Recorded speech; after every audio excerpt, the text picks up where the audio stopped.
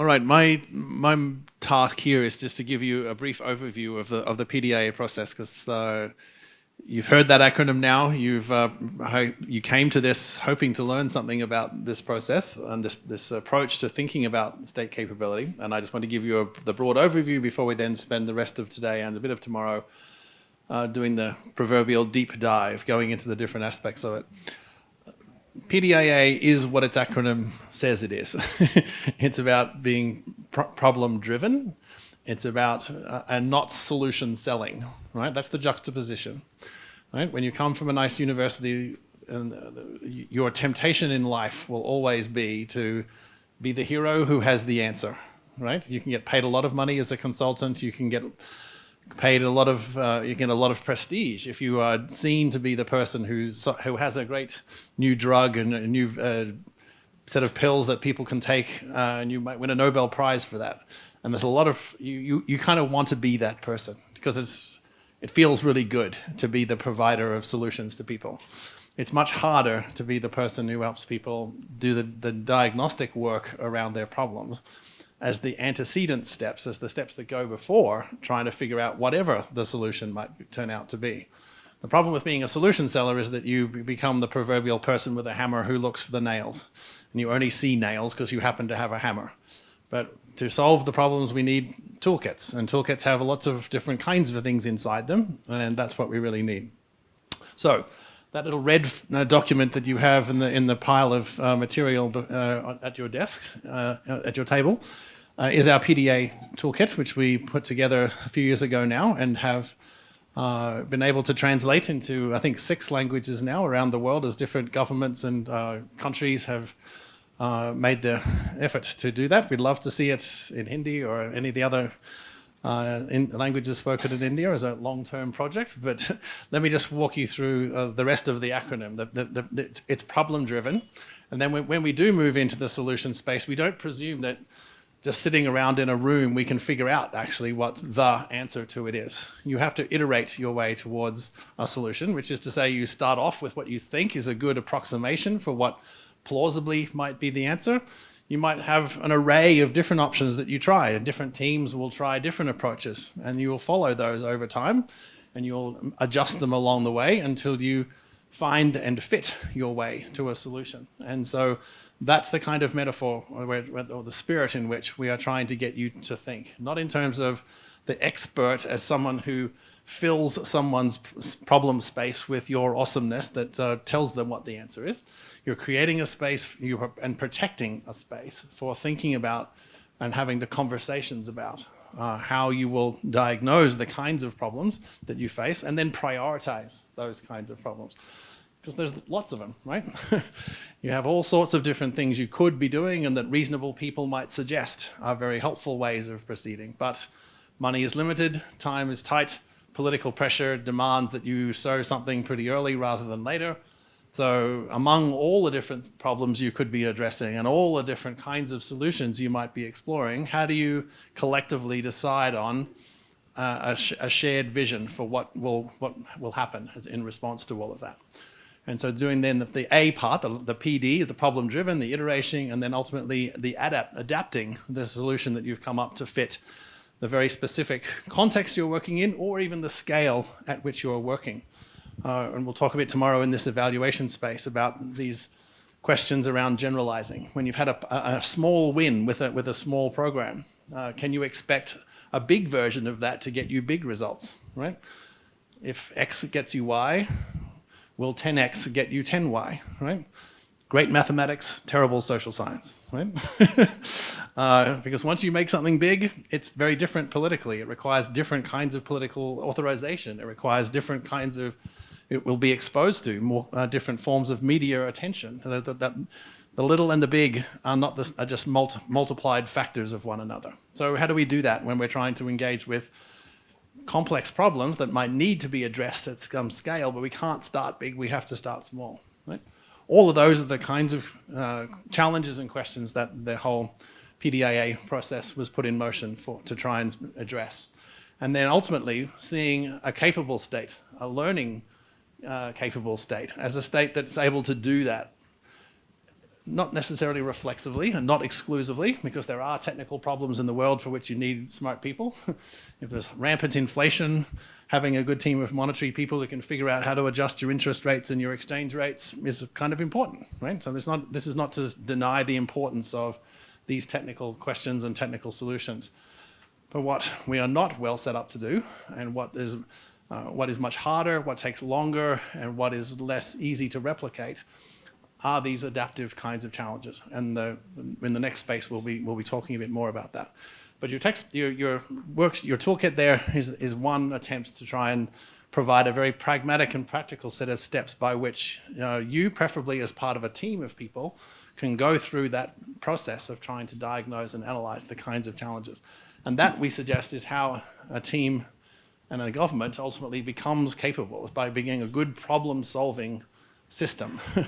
That's why planes don't fall out of the sky, right? So there's been over 500,000 airplanes that have flown from California to Australia. Not one of them has ever fallen out of the sky. That's unbelievable, right?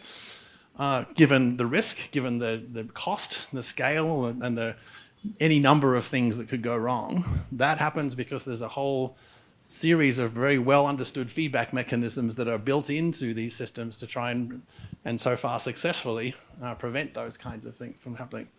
But all problems in the world aren't just variations on flying airplanes. They're much more difficult. And the questions of maternal health are quintessentially in that space. Why? Because every group that's ever existed anywhere has a theory about how the next generation should come into the world.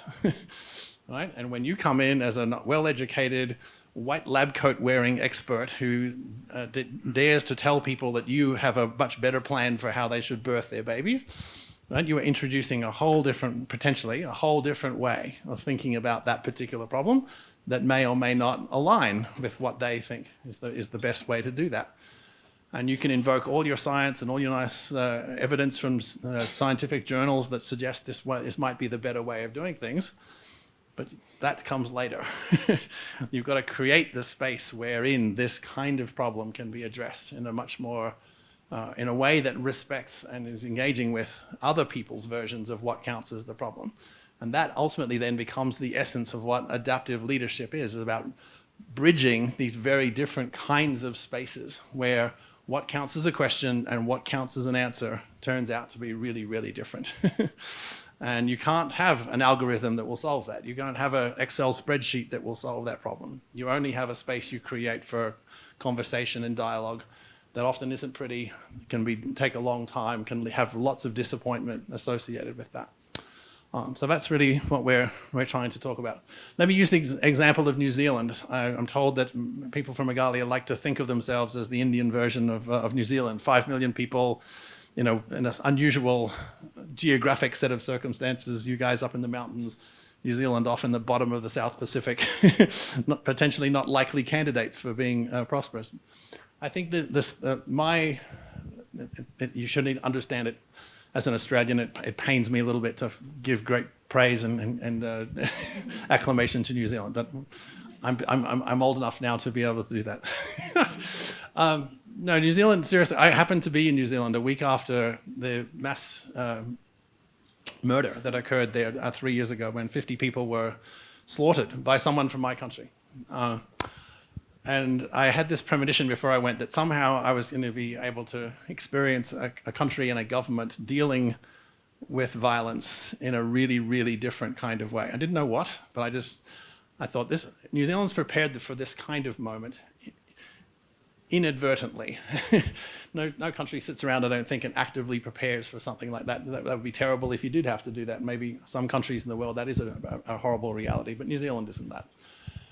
This was a novel problem, right? And someone from the country that, literally from Australia, had perpetrated that kind of violence. So I was thinking, well, if that kind of violence had been extended in certain other countries, and someone from that country who'd committed that crime had showed up, how do you think they would be treated? What would be the government's response to having someone from that country show up? Come this way, sir, I think we need to have some questions. And it wouldn't be some questions, it could be detainment, it could be imprisonment, it could be all sorts of intimidation and threat, right? And I'm arriving in New Zealand 5 days after this event has happened. And I'm thinking, what's the first words that are going to come out of the immigration official's mouth when he sees me and looks at my passport? Think about how you would be thinking, and I'll say this, think about someone was coming from Pakistan or someone who'd done that. What would you be thinking? Right? Oh, Michael, welcome to New Zealand. It's great to have you here. I just bawled my eyes out. I think, wow, what a country! This is amazing. A week on the few days later, it was the exact week anniversary of the atrocity being committed. I think about a third of the white New Zealand women wore hijabs to work that day in solidarity with their Muslim sisters who had been going through this.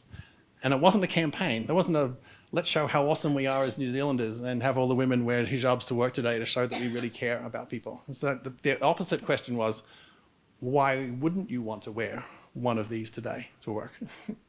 That was the question, not why should you? The question was why shouldn't you?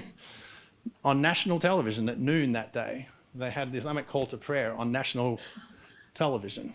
Would the United States do that after 9/11? Allow an Islamic call to prayer to happen after that? I don't think so. What is it about a culture and a country that is so able to deal with that? Right? So it's not just the government that's capable, it's people that are capable, the citizens of the country that are capable of internalizing that kind of pain, dealing with it collectively, and not using it, as most of us instinctively would want to, in retribution and in violence, and making it even worse. I can go on about New Zealand. It's an extraordinary place. And then we had a minute of silence in the workplace for a minute. Again, nothing organized. It wasn't this big campaign. The beauty and the power of it was the fact that it wasn't organized. It was, this is what you do when your own people are suffering and have gone through something like that. Anyway, that's a long version of why did they do that? Because for 150 years, they've had this thing called the Treaty of Waitangi, which is a document that tries to provide a basic framework for how indigenous populations of New Zealand and the white settler population can talk to each other. And they knew 150 years ago this wasn't going to be a pleasant conversation. Right? You crazy people have come here and taken over everything. You've killed us. You've given us diseases that we didn't have. We've died like flies.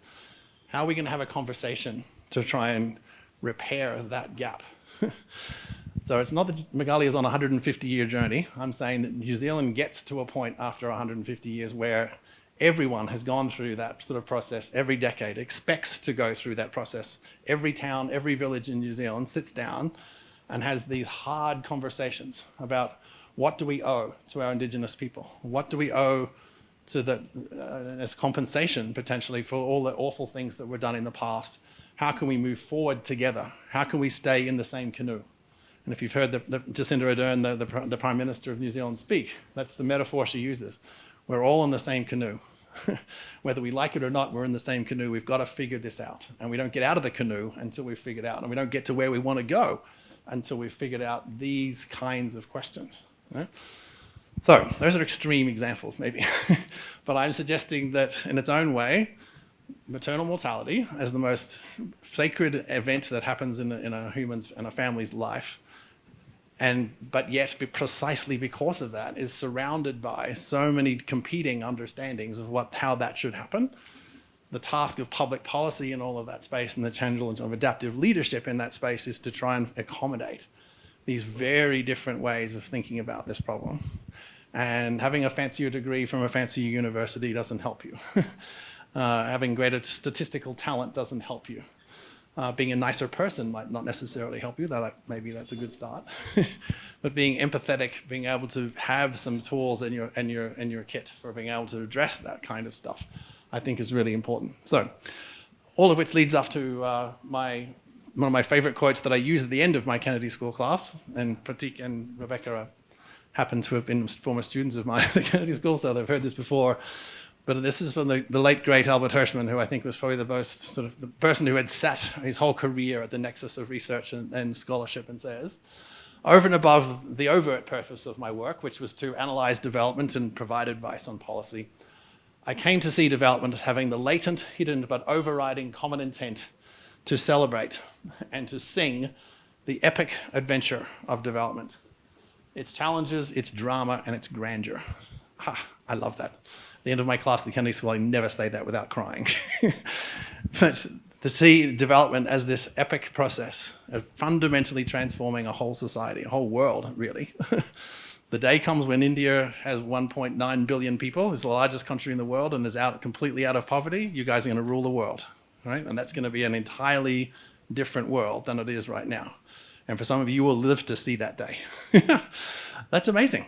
To get what the world's going to go through an epic adventure trying to figure out how to live with a world that's run by India and China, which is not how it is right now, but it will be eventually. It has to be. If development succeeds, that's what will happen, right? How is the world going to deal with that? Not just how is India going to deal with that, and how is Meghalaya going to deal with that now? And then the fact that not everybody's going to share that vision. Not everybody's going to be in the canoe. Not everybody's going to want to be able to do nice things when people they don't like get killed. Huh? That's the big problem that development creates, and these kinds of sessions, I hope, are ones in which we try to figure out how we're going to address them. So, behind it, though, you see something I hope that is way more familiar to you than it is to me. The living root bridge. And this is why we'll connect it to evaluation. Right? This is a wonderful problem. How do you get from one side of a ravine to another? Solved in highly creative, as I understand it, truly unique way by deciding that we don't have to chop down trees or harvest natural resources and burn down things in order to be able to create a connection. We can use the living material already at our disposal to try and weave together something that will be able to make that connection across these two different sides.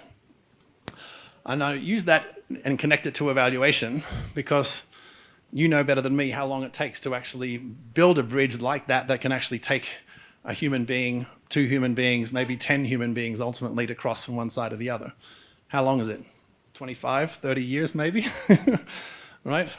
In the narrow, awful world of evaluation, what are you going to do when someone shows up at 3 years into your living root project and says, "Wow, your problem was to connect people across a ravine.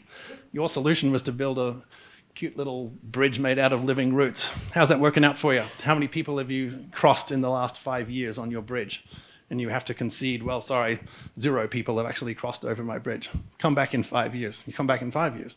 So, given you 5 more years, I've given you all this extra time. How much longer is it taking you to put, how's that bridge working for you? How many people crossed it? 0. 15 years, 0.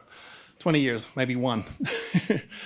100 years later, still a bridge, still doing the work that ultimately it was called to do and that it was supposed to do, that looked and felt and was owned as a Meghalayan bridge and not someone else's imitation of what constitutes a bridge. Right? See that metaphorically, not literally. Right?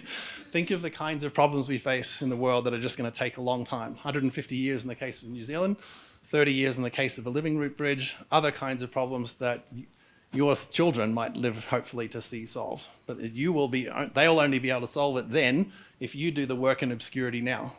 How do you evaluate that? Right? Those are the kinds of challenges that in the maternal mortality space become equally salient. Why? Because one of the worst well understood properties of maternal mortality statistics is that they don't change.